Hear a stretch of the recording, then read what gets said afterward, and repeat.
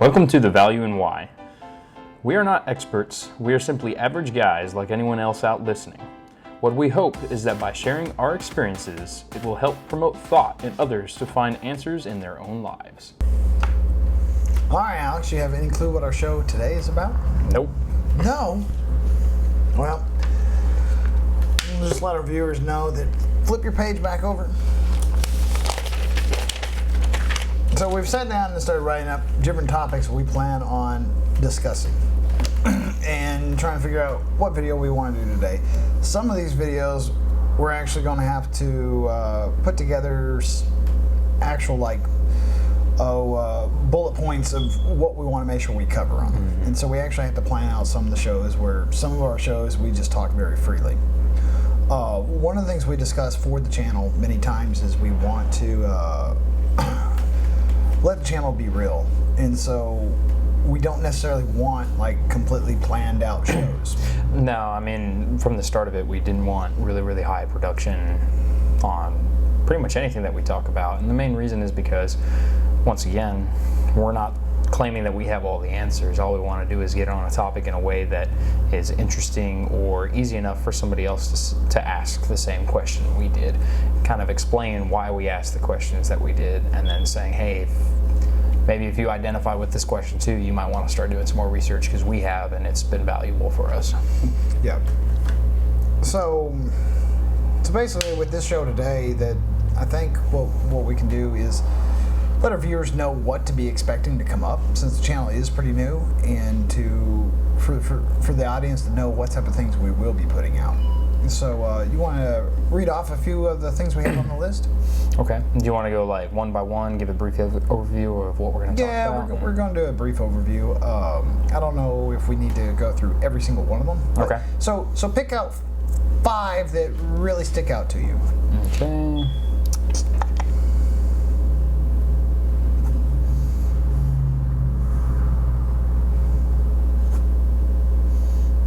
Here, I picked out 3. You picked out 3? You pick out 2. Man. We definitely want to talk about that one.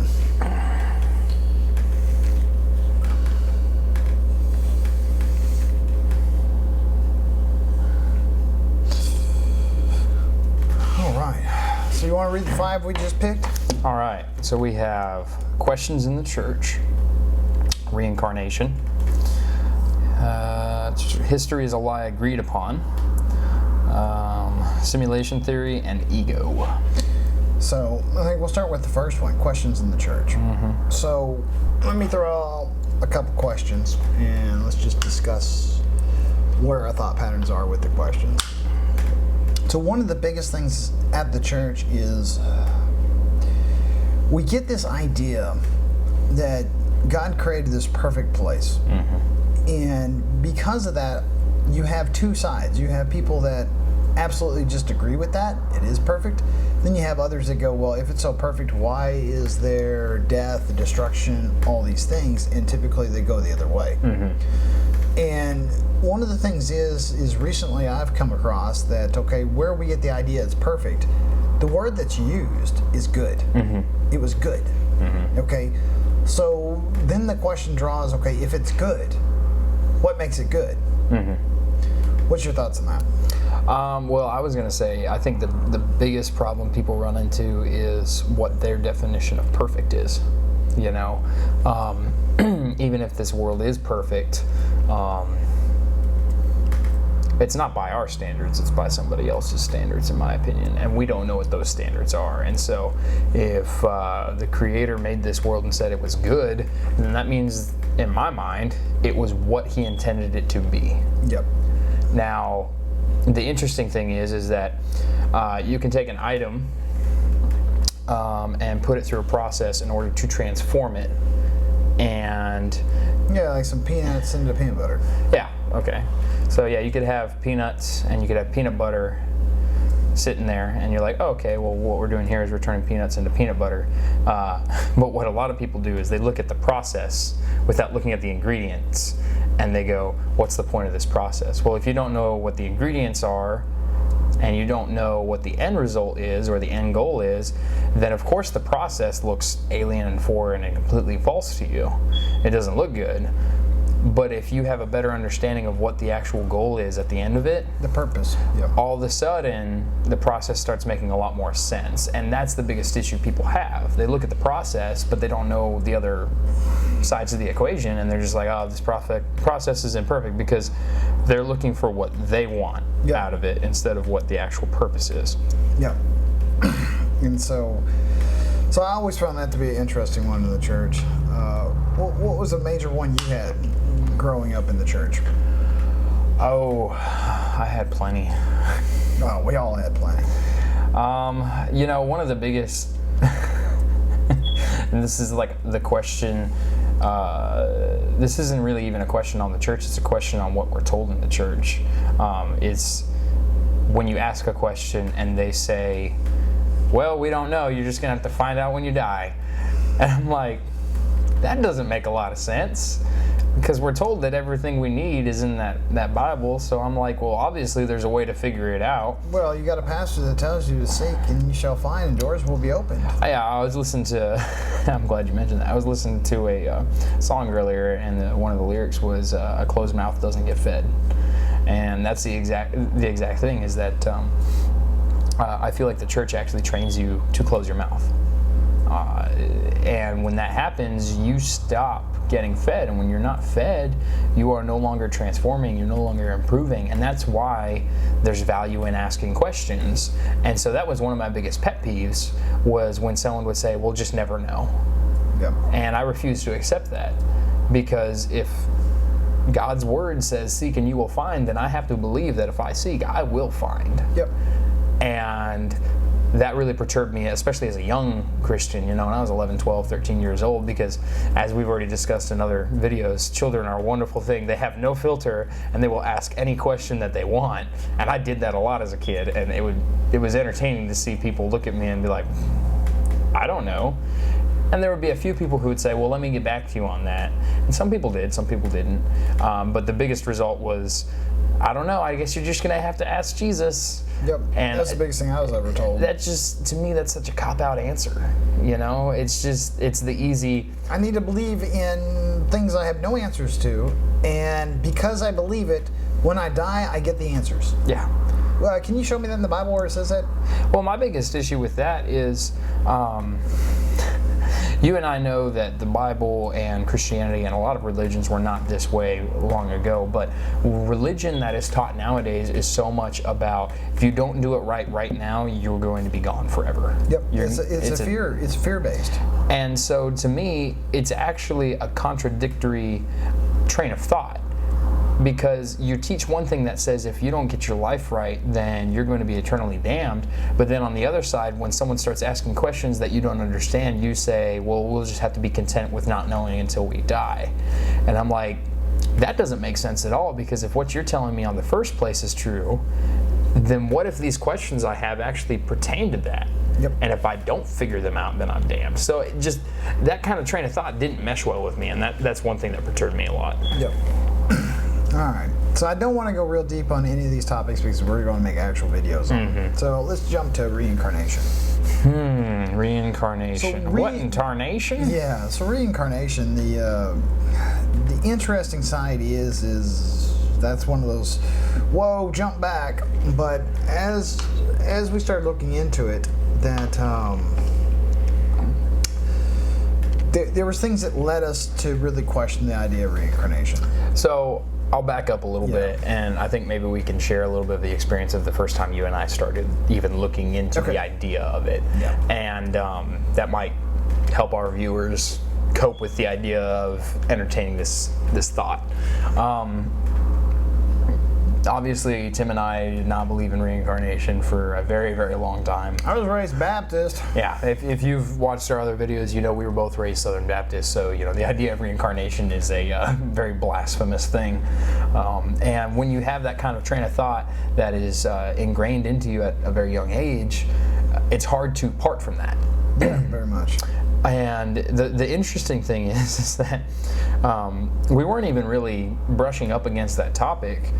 We were just researching various things, and Tim came upon, I think it was a government thing. It was a YouTuber with some conspiracies, and he was showing some government documents, and the government documents refer to reincarnation, and because of that, I went, wait a second.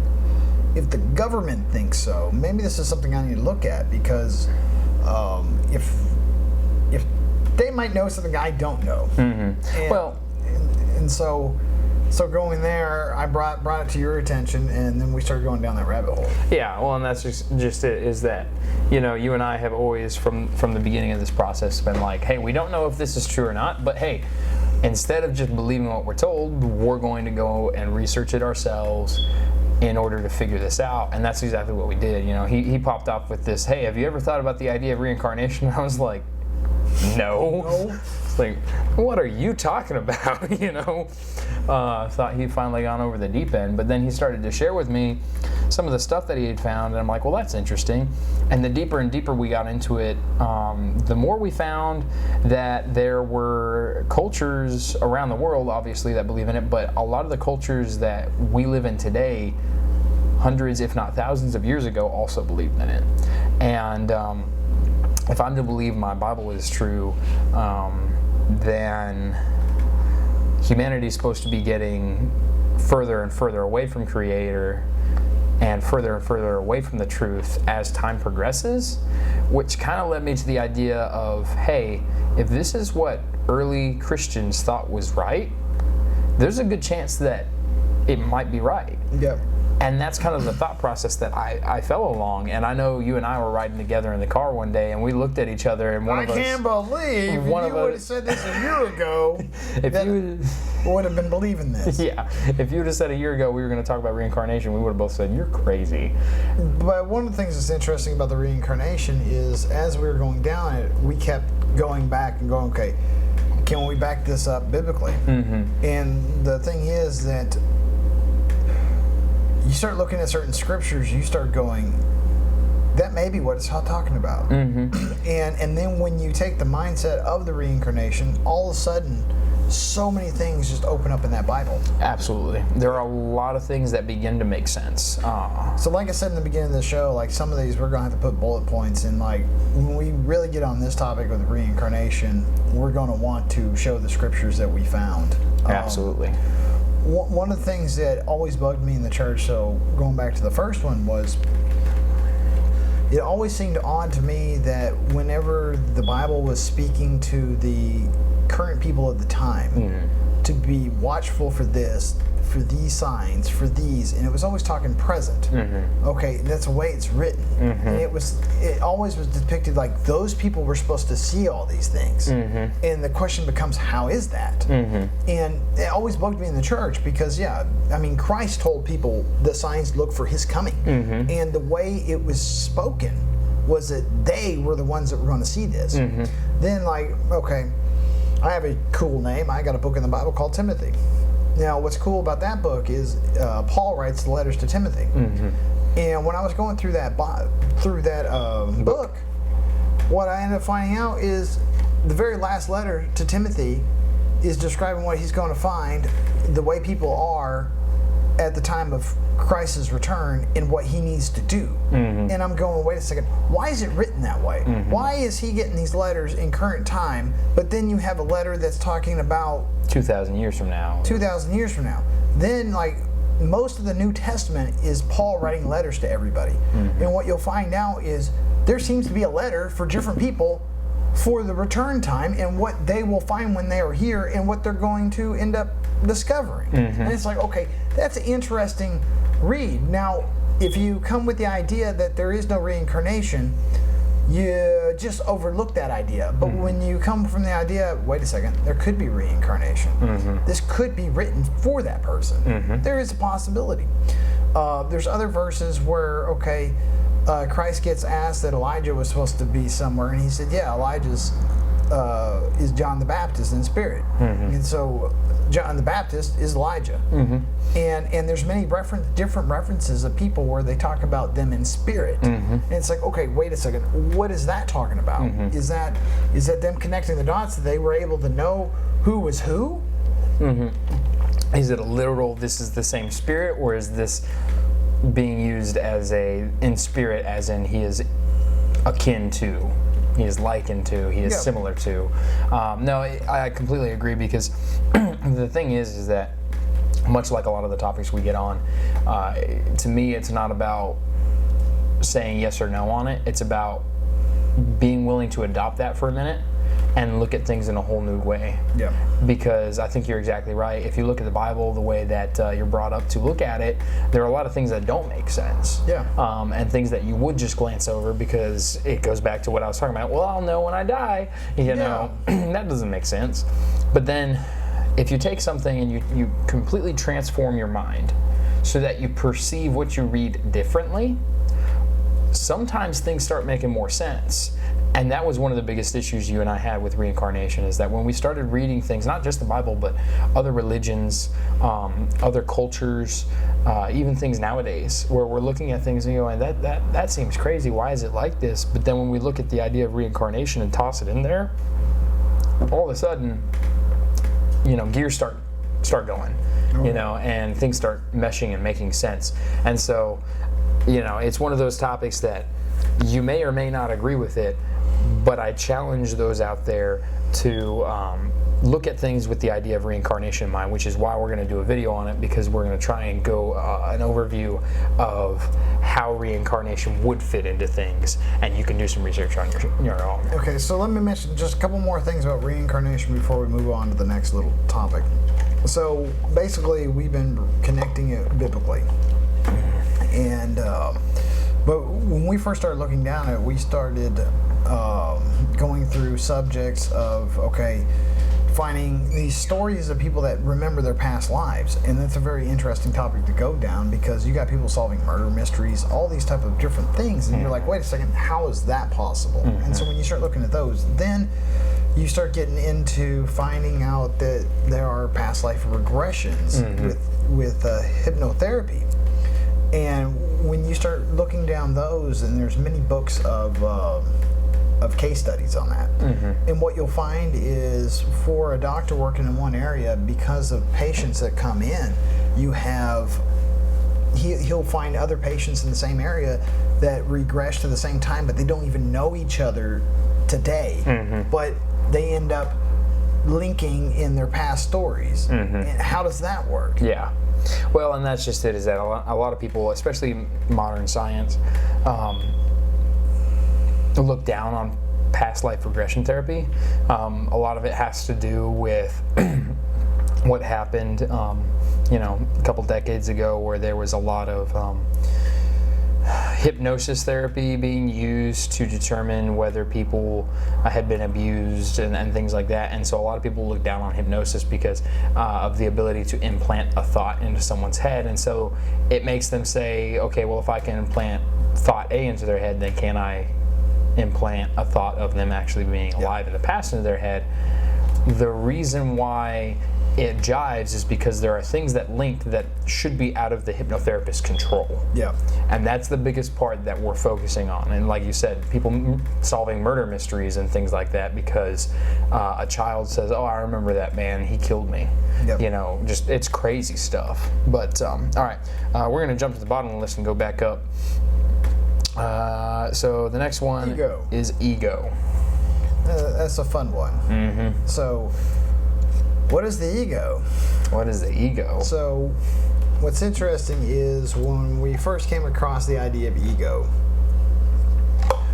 I had a very low understanding of it, to be absolutely honest. That the understanding I had was when I see somebody else boasting that they're great at something, I associated that's their ego. I've now got an idea that the ego is much bigger than that, and that the ego is really who we are. No, absolutely. I think we talked about this a little bit in our twin flame video on how the ego works, but essentially, if you look at the way your mind and your subconscious mind work hand in hand, your ego is the conscious mind's ability to override the subconscious mind. Your ego is what gets in the way of making things mesh in your life. Your ego is when you take offense to something that you're not supposed to take offense to. Yeah, just like when I heard reincarnation, I backed up. That's my ego. Instead of going forward and looking at the information, then trying to determine what is right and wrong, that if I choose not to look at it, my ego is the thing that kept me from it, because it's going, oh no, I'm trying to protect you. You don't need to see this. Well, it's like the book that we have mentioned before that we're going to go over, Mistakes Were Made, but not by me. All right. So the book talks about how someone who has a memory of something and they're wrong, their brain will create facts in order to support that memory, instead of them having to come to terms with the idea that maybe they remembered wrong. Yep. Because for whatever reason, that can be very devastating to us as human beings. That's the ego doing that. Yeah. The ego is protecting itself because it's saying, I need to maintain control, I need to maintain this level of performance, and so my ego is now going to step in the way. Your ego is what makes up your beliefs, your view of the world, your habits, your interactions with people. Your ego is essentially you, Yep. but it's really just a shell of who you are. Yep. And so you have to break down that ego in order to remove the negativity and allow your subconscious mind to actually come out and people can see the real you, not just what's on the outside. Yep. Because the ego is just sitting there trying to protect you. Because this world, when we get born into it, it's rough. And the first thing the ego starts doing is trying to figure out how to survive. And that is the survival instinct, is the ego. And we end up living through that all throughout our lives. Well, and the funny thing is that much like the reincarnation, when you look at it, at first when you hear about the ego, you look at it and you're like, man, that doesn't make a lot of sense, or I don't think I fall prey to that. But that's actually your ego talking. Well, yeah, no, because when the subject of ego came up, one of the things that I was going through was going, well, I don't have very big of an ego, so this won't be too big of a deal getting rid of it.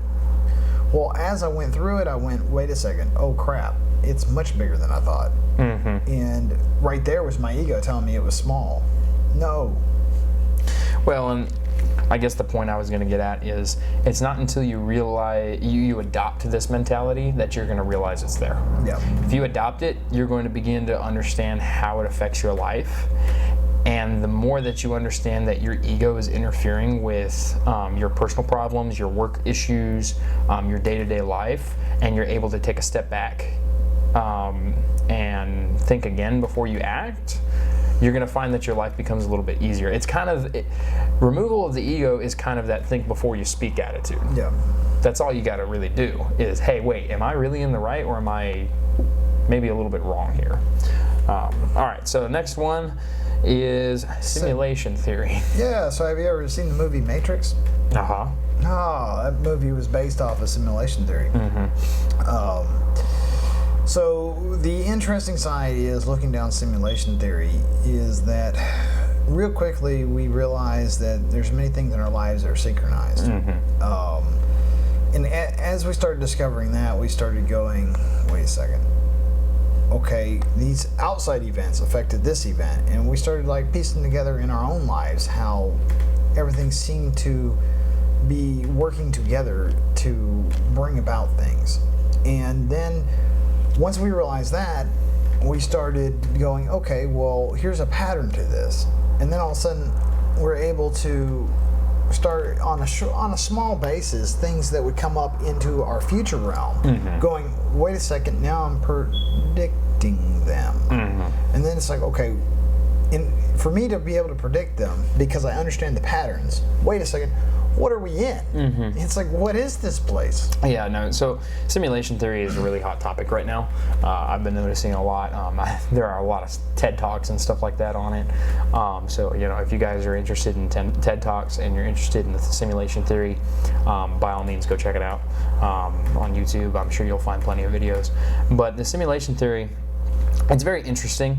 I think quite possibly the most interesting part of it is people's viewpoint on it. There are a lot of people out there who are very far right, very far left with it. They either believe that there is no intelligent design behind it and somehow we're just in a simulation, or that the intelligent design behind it is us, and quite possibly we're in a never-ending loop of simulations. You know, that there are other humans who made this simulation, and most likely we're going to make simulations, and then they're probably going to make simulations, and it just never ends. But there are a lot of people out there who do not consider the idea that, much like we were talking about earlier with the process, right, that this is a simulation, but not in the way that we think of it. That maybe this is a simulation for our souls to experience physicality, and that this was created by our Creator in order for us to go through a particular process that He wanted us to go through, and that's why He said it was good. Yep. You know, and so there are a lot of interesting ways you can take the simulation theory. But I think one of the most supporting things that you and I have found is throughout our journey that makes me think of the simulation theory and the potential for it to be relative is social dynamics. Yep. Because that was the biggest thing for me. Once I realized that you can use a lot of the same techniques to influence somebody in a particular way, that was the first time I realized we're all programmed. Well, I think that's the biggest thing we both discovered is, as we've been looking at all these different directions, that we're realizing that everything works within laws, or we can say they work within codes. Yes. And so once you start understanding that everything works within these codes, all of a sudden you're realizing, wait a second, this is by heavy design. And okay, if it's all this heavy design, then the question becomes, what's the purpose? And you know, it's really an interesting topic, because it's everything we'll be putting out on this channel absolutely puts out understanding how life works. Oh yeah. Yeah, I mean, that's the biggest thing that we have been discovering is, okay, most reality comes from here and it projects outwards. And so the question becomes, okay, what is real? Well, and I think that's just it, is that you're talking about laws and code, and in computer programming, you have code that runs through and it plays within the laws of the language, right? And so if, you know, X and Y equals Z, then the result is this, right? And the thing is that the more we look at different topics, the more patterns we're seeing develop. The more that we see that there are laws, there is code. And as you begin to do that, I don't know if any of our viewers have ever played video games before, and then you get to the end and they give you like a whole list of cheat codes, and they're like, here, you can play it through again, but you can use these cheat codes now. It'll be more fun because you get to cheat. Yep. That's almost the way it feels sometimes. Not to say that we have that much of an advantage on life, but as we're discovering this, it's like there's cheat codes in the game. yeah, it's like you can discover little loopholes, and if you exploit that, then all of a sudden you get into a completely different realm of possibilities than you were in before, and it's very interesting as you start to piece that together. So I think we jump to the last one. Yeah, the last one is, history is a lie that we've all agreed upon. Now, that is actually a quote from Napoleon Bonaparte, I believe. I could be wrong on that. Don't quote me on that.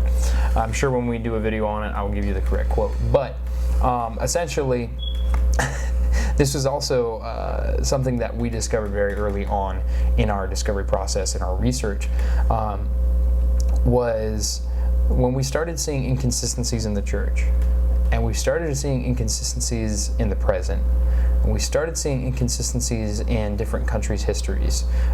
We started seeing that there are countries that have existed and whole societies that have existed, but they're not showing up in our history textbooks. For any of you who are out there that know of the country of Tartaria, that was one of the biggest ones that pushed us into this, is that there seems to be entire civilizations that have existed that are just swept under the rug.